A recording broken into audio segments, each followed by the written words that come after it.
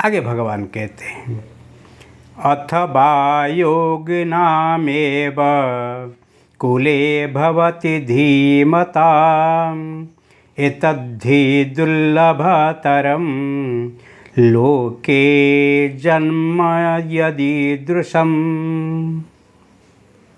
अथवा योगिनाम् एव कुले भवति धीमताम् एतत् हि दुर्लभतरं लोके जन्म यत् ईदृशम्। अति सुंदर बात है। अथवा वैराग्यवान पुरुष उन लोकों में न जाकर ज्ञानवान योगियों की ही कुल में जन्म लेता है, परंतु इस प्रकार का जो यह जन्म है सो संसार में निस्संदेह अति दुर्लभ है। भगवान एक योगी, एक योगभ्रष्ट, एक साधक, एक परमार्थ के लिए जे ही तत्पर हैं, ऐसे उत्तम पुरुष का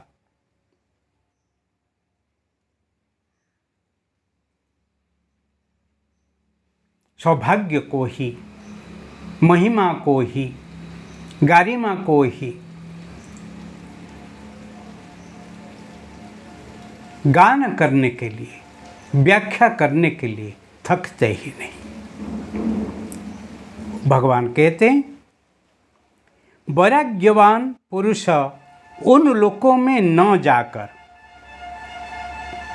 जहाँ पर देवता लोग रहते हैं, जहाँ पर भोग वृत्ति में लोग रहते हैं, जहाँ पर व्याधि नहीं है, वार्धक्य नहीं है,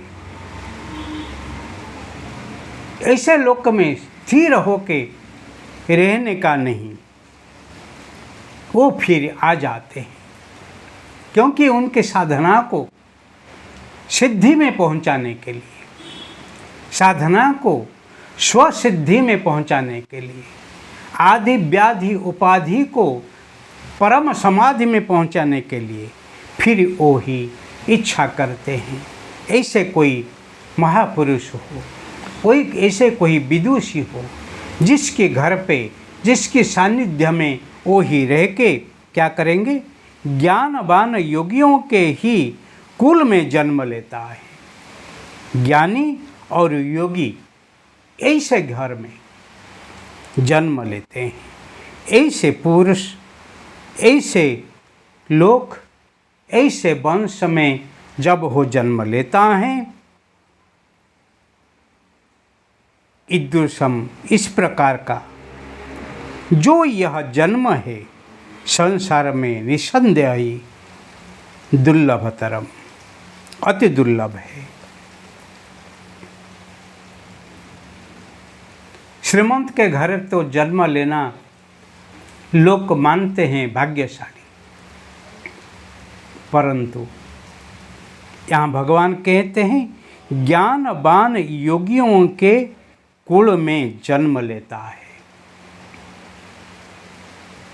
जीवन में पूर्ण शांति, पूर्ण संतोषी, पूर्ण समाधि को प्राप्त करने के लिए आपको ही ज्ञानी और योगी, सरस्वती और साधना के साथ रहना है। उसको ही, जिसके पास सरस्वती है, जिसके पास साधना है, और वहाँ पर लक्ष्मी तो विराजमान होते हैं। इसीलिए यहाँ भगवान श्रीमंत नहीं कहते हुए वैराग्यवान पुरुष का नाम लेते हैं। जो ही वैराग्यवान है, जो रागी है, वही धन संपत्ति के पीछे ही पड़ जाता है, परंतु जो वितरागी है, वैरागी है, वो धन संपत्ति नहीं, ज्ञान और योग के पीछे ही लत रहता है। इसीलिए इसी प्रकार जो यह जन्म संसार में निसंदेह अति दुर्लभ है। किसको दुर्लभ कहते हैं, किसको भाग्यशाली कहते हैं, किसको अति उत्तम कहते हैं? जो ही ऐसे ज्ञानी और योगी के घर पे जन्म लेता है। क्योंकि ज्ञानियों के घर में जन्म लेने से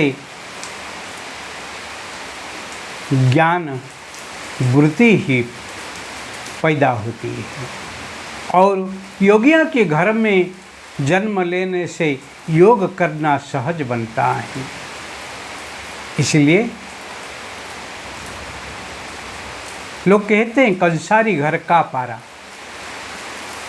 जो कंसार है, जो कंसा बासन बनाते हैं और वहाँ की जो पारा है, वहाँ की जो कबूतर हैं, वो कभी ढूंग ढांग सुनने से वो डरता है नहीं, उड़ नहीं जाती हैं, क्योंकि रोज ही वो ऐसे ही आवाज़ को सुनते ही रहती है। इसीलिए जो योग भ्रष्ट आत्मा है, वैराग्य आत्मा है, ज्ञानी और योगियों के घर पे जन्म लेते हुए ही वो ही निसंदेह ज्ञान के तरफ, तत्व के तरफ, सार के तरफ, साधना के तरफ, योग के तरफ वो ही जाता है। इसीलिए ऐसे जीवन अति दुर्लभ है और ऐसे जो जीते हैं वो ही महान है, वो ही महान है।